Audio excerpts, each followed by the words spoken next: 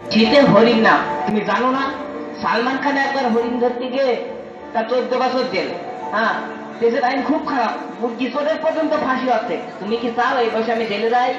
স্বামী না আসামি, আমার জন্য এটুকু করতে পারবে না? তুমি বলতে চলে না। না না, আমার এই শরীরটা এনে দাও। ঠিক আছে, কান্নাকাটি দরকার নেই, আমি যাচ্ছি। লক্ষণ, তুই তোর বৌদিকে দেখিস। হ্যাঁ, আমার জীবন থাকতে আমার বৌদিকে আমি কিছু হতে দেবো না।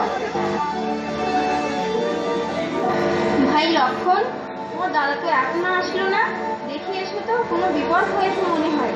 আমাদের লোক আসছে। ঠিক আছে বৌদি, আমি এই গন্ডি কেটে দিয়ে যাচ্ছি। গন্ডির বাইরে তুমি বার হবে না। এই জঙ্গলে যা খুন ডাকাতি রাজধানী বেড়ে গেছে, তাতে জঙ্গলে থাকাই যায়। আমি এই যাচ্ছি আর খবাত করে ধরে নিয়ে আসবো।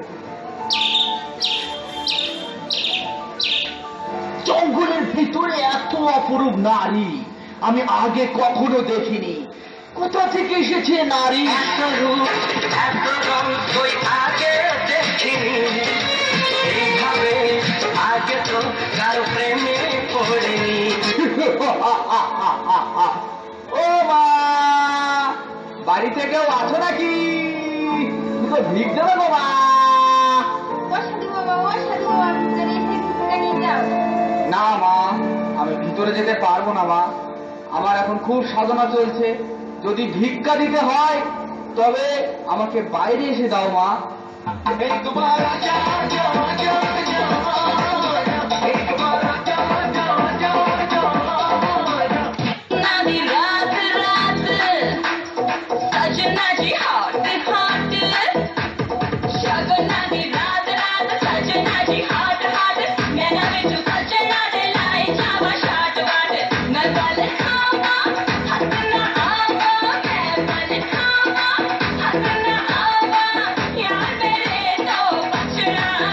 আমি কিন্তু দেখতে পাচ্ছি তোমার স্বামী এখন খুব বিপদে আছে।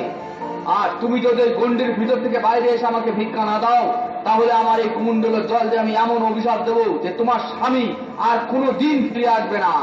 না না না সাধু বাবা, আমি বাইরে যাচ্ছি। এই নিন সাধু বাবা।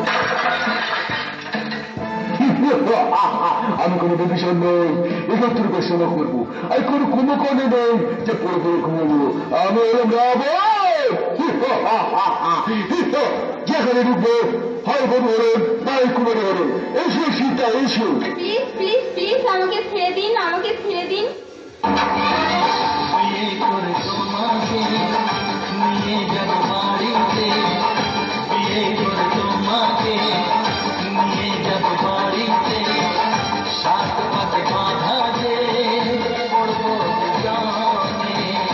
প্লিজ প্লিজ প্লিজ, আমাকে ছেড়ে দিন, আমাকে ছেড়ে দিন।